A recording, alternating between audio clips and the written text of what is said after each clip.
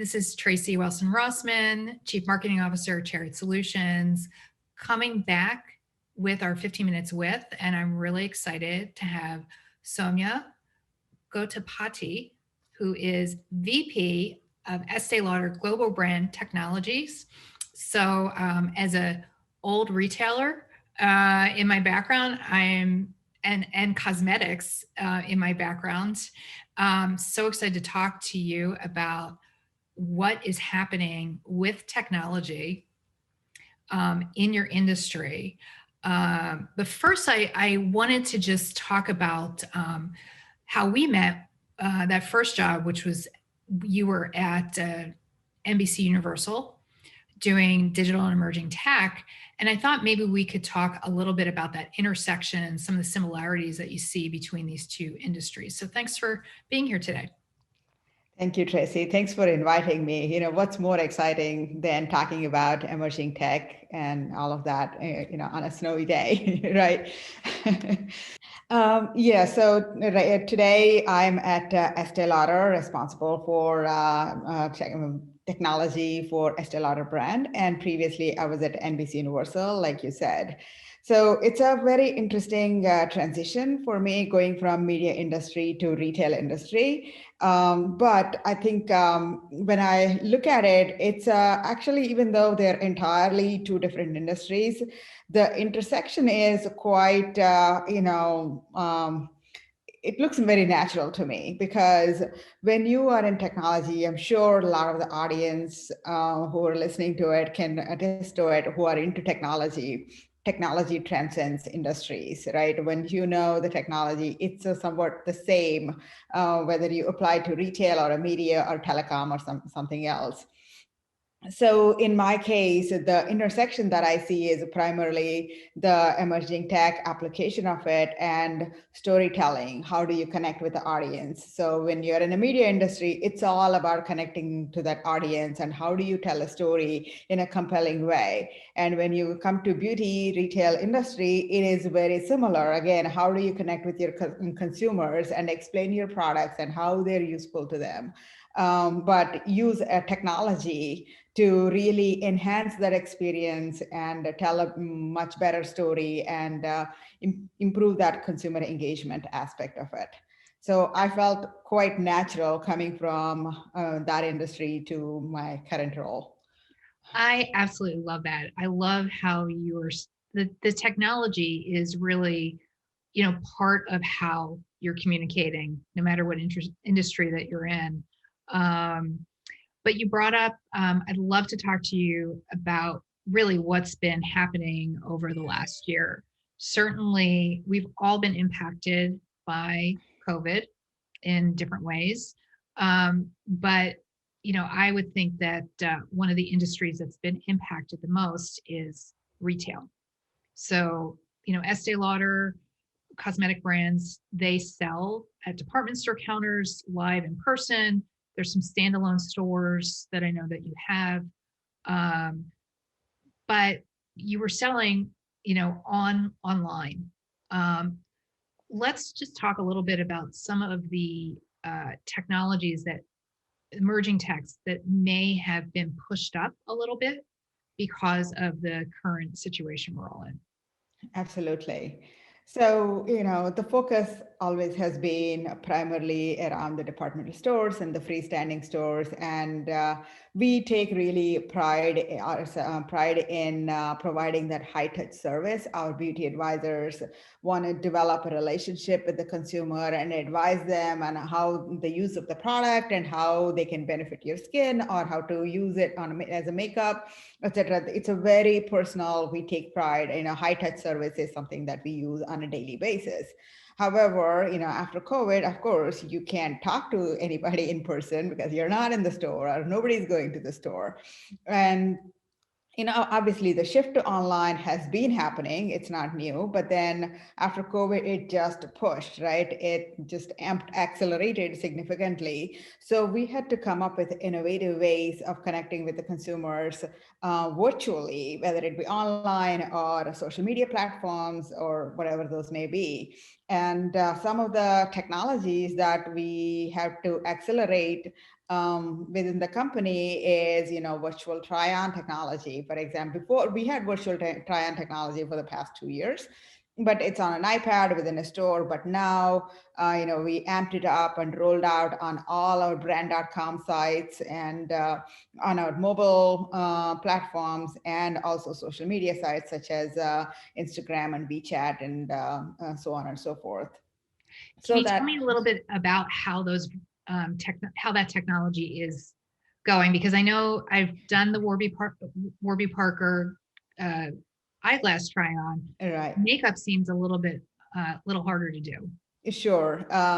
Well, you think so, but actually it works very similarly. So we have like 3 different categories, right? Like makeup, which is, lipstick. So you can actually click on a lip. It's using augmented reality and AI. It, the camera reads your face and understand the various attributes of your face, and then using augmented reality, we transform the put the lipstick on your face in a virtual way so that you can try on 30 lipstick in 30 seconds kind of very quickly and see how it looks on you.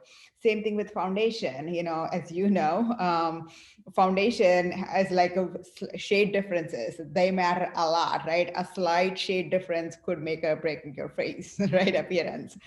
So we have developed the technology to do the foundation match based on your skin. Not only, it's also that the camera and our application might suggest one shade, but you as a person, you may want to say, what, I want to look darker today, or, I want a much lighter shade than it is.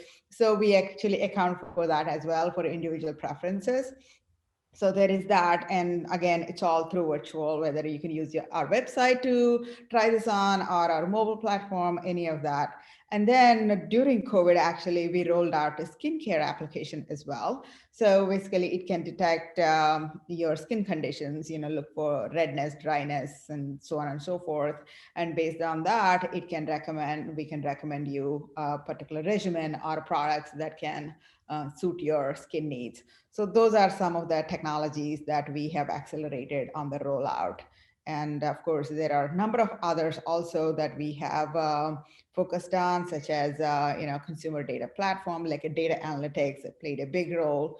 Virtual selling is another huge area of growth for us, or internal growth, I should say, so that we can offer that beauty consultation virtually on Instagram, on TikTok, and our sites, etc., so that our consumers can actually talk to our beauty advisors, and beauty advisors can actually help them choose and also apply different techniques, so on and so forth.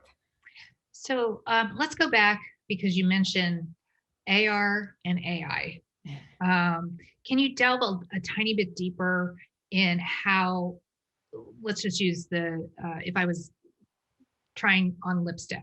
Mhm. Can you talk a little bit more how it works and where that AI component comes in? Right. So AI component comes in during developing of the technology because, the way the application works is it looks at your face and identifies various attributes, and it has to be very, very precise on your lip, the shape and the structure and everything. Similarly, your eyes, the skin color, all those things. It has to and by the way, we are a global company, and some of these attributes change from North America, Caucasian to African American to Asian. So it varies. So that means you have to train the AI models with all these different conditions, the skin colors and the attributes. And when you smile, the way you smile is quite different from the way I smile. The camera and the AI models need to account for it. The shape of the lip, etc. So that when we show the lipstick that you want to try, when we put that on your face using augmented reality, it has to match. Where you don't want it where your actual lips are here and the lipstick is over here on your cheek, right? You don't want that. That creates a bad experience. Yes. So AI goes into building those models so that when you try, it works perfect. That's amazing. I think we believe that AR, VR, even though I know that Wayfair's been using it, IKEA has been using it from design standpoint. This application is really, really interesting and honestly even more universal. And the discussion of facial recognition as well. Um, what do you see, coming down the pike, say in the next 6 months, that may seem like it wouldn't have been adopted for another 5 to 10 years? There are a couple of areas that I see companies like ours are increasing their investments. That is getting a 360 view of the customer, developing this strong data and analytics capabilities so that when you walk in the door or when you visit our site, we know what you previously bought and what the maybe the skin conditions that you have identified previously where we advised you on. So we have the data, so our beauty advisor is prepared to have that personalized conversation with you and also maybe advise you on, hey, by the way, we are launching this new product in 2 months and that might be actually very suitable for you, you might like that. It's where it helps us develop that personal relationship and advise you at a much deeper level, at a personal level, as opposed to just selling stuff that's on the shelf, Right. right? So there is that aspect of it. And then the fragrance area is another area that is very ripe for disruption, and there are a lot of people looking into it. And because fragrance is another one where it's hard to try, it's hard to buy Right. online. Right. How do you buy a fragrance without actually Right. We smelling? don't have smell-o-vision yet, so. Correct. So how do you overcome that barrier, right? It's a very interesting problem, and we are definitely looking into um, figuring out various ways to overcome that using facial recognition and AI kind of a techniques to identify, and also very deep science, for example, the fragrance, how you, it's the same fragrance, you may react differently from the way I react when we smell. So how do you account for those differences? And based on that, we suggest understanding your, the nose receptors and the tones in the fragrance, and how do we match that and, provide that exact match for you. So that's an area that's, I think, ripe for disruption, and there is a lot of efforts going on in the industry, broadly speaking.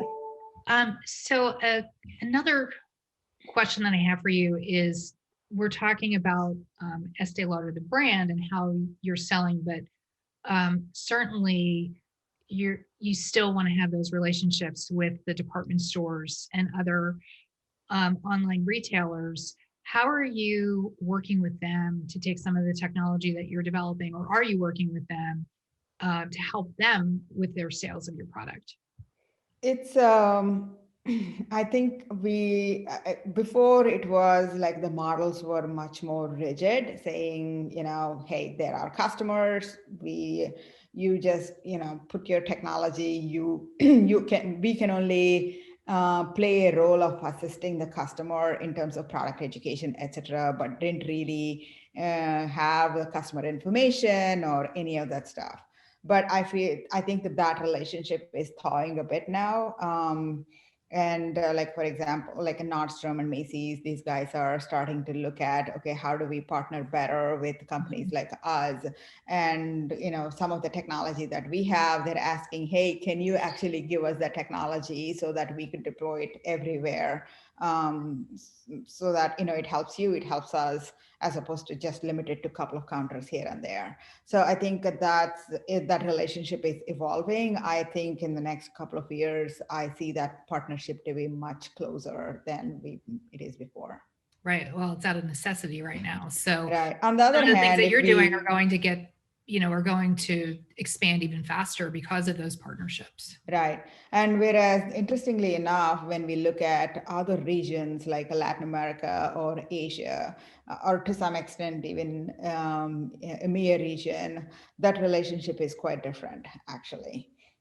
It's much more evolved, and that's much more of a partnership level. We have a lot more flexibility in terms of owning the customer and developing that relationship versus North America. Interesting. So again, it's really taking a look at the whole ball of wax and seeing how you can apply what you've learned in one area to another area, that feedback loop. And, I think it's important to understand that technology is a way of getting closer to your customer, but it's also listening to your customer, whether it is the end client or the store that you're working with. How's technology best serving that relationship? So Absolutely.